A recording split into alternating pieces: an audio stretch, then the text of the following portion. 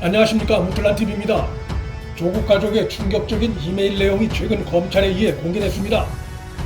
자녀 입시 비리 혐의로 재판을 받고 있는 정경심 공판에서 검찰은 정경심과 그의 딸 조민 그리고 단국대 장영표 교수 간의 오간 이메일을 공개했는데 그 내용이 매우 충격적입니다. 조민은 2013년 6월 13일 의학전문대학원 입시를 앞두고 장 교수에게 메일을 보내 다음과 같이 묻습니다.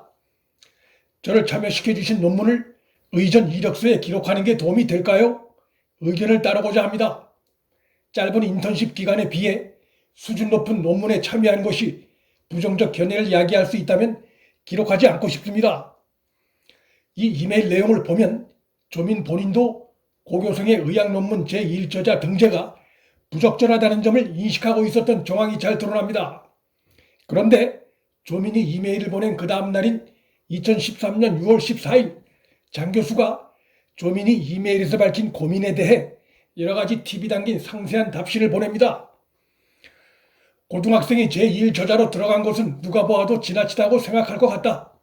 나도 조민을 논문 제1저자로 한 것에 대해 지나쳤다고 후회하기도 했다. 요즘은 연구 윤리 규정이 매우 중요해서 이런 경우 위반이 될 수 있다. 그렇지만 실적물이 있는 것이 유리할 수 있기 때문에 제출하는 것도 생각해 볼 수 있을 것 같은데 라며 장 교수는 이어서 다음과 같이 답신을 보냅니다. 이 경우 면접 시 문제에 대해 질문을 하면 솔직히 고백하는 수밖에, 아니면 연구자들의 이름이 없는 초록만 따로 만들어 확인서와 함께 제출한 후 논문 출판 여부보다 참여했다는 데 의미를 두는 것으로 하는 것이지, 부모님과 상의해서 결정하고 무엇이든 지나치면 이렇게 후회스럽게 되는구나. 지나치다, 후회스럽다는 장 교수의 표현에서 고등학교 1학년이던 조민을 의학 논문 제1저자로 등재해준 행위가 부적절했음을 스스로 인정하고 있다는 것이 드러납니다. 장 교수가 조민에게 부모님과 상의해 결정하라고 충고하는 대목도 눈에 띄는데, 실제로 조국 부부가 딸의 스펙 쌓기를 상의한 정황이 정경심이 2019년 8월 19일 장영표 교수에게 보낸 이메일에서 드러납니다. 저나 남편이나 다 당시에 장 교수님이 장모 군의 학부모님이란 사실 말고는 장모 군의 어머님과만 교류했지, 사실 교수님과는 일면식도 없었는데 형식은 프로그램 일환으로 아이들의 스펙을 위한 각 부모님의 십시 일반이었고, 제 아이를 잘 돌봐주시고 결국 의전원에 진학하는 계기를 만들어 주셔서 늘 깊이 감사하는 마음이었습니다. 여기서 저나 남편이나란 이메일 표현에서 정경심뿐만 아니라 조국도 딸의 인턴십 가공 문제에 대해 잘 알고 있었을 가능성이 드러납니다. 2019년 4월 29일 재판에서도 검찰이 장영표 교수에게 묻습니다.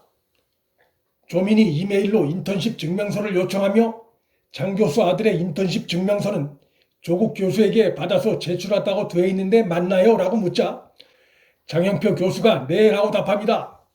우리 사회 상류층 일각의 스펙 품앗이가 드러난 장면이 아닐 수 없습니다. 법정에서 공개된 충격적인 증거 자료들과 장영표 교수의 증언은 일반인은 알 수 없었던 우리 사회, 그들이 사는 세상의 한 장면을 고스란히 드러낸 것들이라 할 수 있습니다. 그들의 기득권을 유지하기 위해 그들끼리의 성을 쌓고 그 안에서 상부상조하는 모습입니다.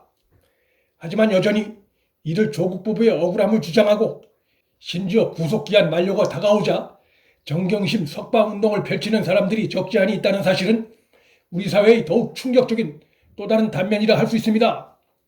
5월 8일부터 정경심 재판에 이어 조국에 대한 재판도 본격 시작됩니다. 피고인 신분인 조국은 우리 사회, 그들이 사는 사회에서 일어날 가능성이 높은 11개에 걸친 다양한 혐의를 받고 있어 정경심 재판보다 사회적 관심이 더 클 수밖에 없습니다. 조국 재판에서도 어떤 새로운 증거들이 쏟아져 나올지 예측하기 어려운 상황입니다. 특히 유재수 감찰 무마 사건은 문재인 정권 핵심과의 연루 의혹이 제기되고 있어 정권의 권력 비리 의혹이 다시 도마 위에 오를 가능성이 있습니다. 이 과정에서 정경심 재판에서 보듯 검찰이 조국 혐의와 문재인 정권과의 은밀한 커넥션을 입증할 그간 숨겨뒀던 충격적인 증거를 제기하게 되면 전국은 또다시 크게 요동칠 수밖에 없습니다. 그런 점에서 조국 재판의 시작은 조국 파동이 본격적인 2라운드에 접어들었음을 의미하는 것이라 할 수 있습니다. 윤석열 검찰의 법정에서의 활약이 기대됩니다. 문틀란TV 여기서 마칩니다. 구독과 좋아요, 방송 공유는 방송 제작에 큰 힘이 됩니다. 시청해 주셔서 감사합니다.